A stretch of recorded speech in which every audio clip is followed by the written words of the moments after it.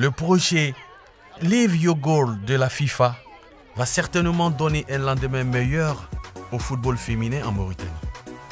Une discipline longtemps négligée pour diverses raisons. Des raisons qui vont du fait de nombreux tabous qui gangrènent la société mauritanienne, en passant par le poids de certaines pratiques néfastes de nos traditions, pour ensuite chuter sur l'état obsolète, voire même inexistant, des infrastructures sportives. Si cet état de fait a eu raison de l'envie de jouer de certaines jeunes filles, mais il n'a pas altéré la volonté de persévérer de tant d'autres qui y croient. Surtout avec le dévouement de la fédération qui veut coûte que coûte combler ce vide, que dis-je, cette inégalité. Et cela avec l'accompagnement de Live Your Goal de la FIFA. Mais le foot féminin a une histoire qui a commencé avec une génération de femmes qui aujourd'hui affirment leur volonté de poursuivre le combat. Faisons donc un tour dans le passé avec Dame Yaba Ibrahim, aujourd'hui arbitre international et présidente de la commission du football féminin en Mauritanie. Le football mauritanien féminin a réellement commencé depuis vers les années 1984, si je me rappelle bien. Bon, on était un nombre de à peu près une centaine de femmes comme ça, de filles, parce qu'on était encore très jeunes. Oui. Bon, puisqu'on avait un peu de l'espace entre les blocs, et puis on était entourés de nos parents, des voisins, on se connaissait tous. On était tous d'accord, même les parents nous soutenaient. On le faisait, par exemple, quand on organisait nos journées culturelles, sportives comme ça, pour s'amuser. Bon, les filles vont jouer. Et il y avait quelques garçons qui disaient, les filles, ça c'est du n'importe. Mais quand même, ils venaient nous supporter.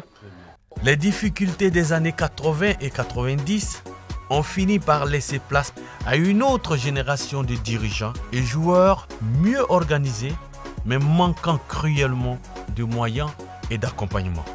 On a commencé depuis 2005, 5e mois 2005. On a commencé avec beaucoup de courage. On a commencé à 0 parce que les moyens c'est limité.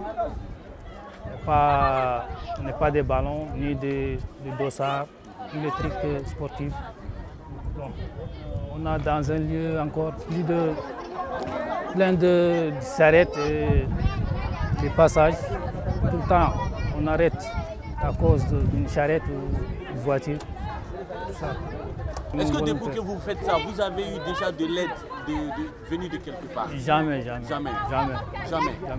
Mais comment est-ce que vous arrivez à tenir jusqu'à maintenant, depuis 2005? Bon, c'est l'amour du foot. D'accord. Tout ça. Le football féminin, alhamdoulilah rabbil alamin, ça a commencé il y a des années, mais c'était dans les brouillons. Comme on est dans un pays islamique, on voit mal une fille taper au ballon, une fille en culotte ou en blouson en train de faire le sport. Et malgré ça, il y a quand même des gens qui sont arrivés à s'investir, qui jouent, bon, malgré les maigres moyens. Et aujourd'hui, si on donne un peu de moyens, on donne une petite fenêtre ouverte pour les filles, pour les femmes, on aura vraiment un football d'élite. Les tabous et préjugés n'ont pas eu raison de la volonté et de la détermination des footballeuses. Témoignage de Fatou Niang, de Selema et de Mami Diakité. C'est le football féminin en Mauritanie. En fait, le football féminin, dans les temps, c'était très difficile. C'était un peu mal vu. Le fait déjà de porter des équipements et aller sur le terrain pour jouer, les gens nous dévisageaient. C'était mal vu. On nous prenait des hommes ou des femmes. Ce genre de trucs. En fait, c'était dur à supporter.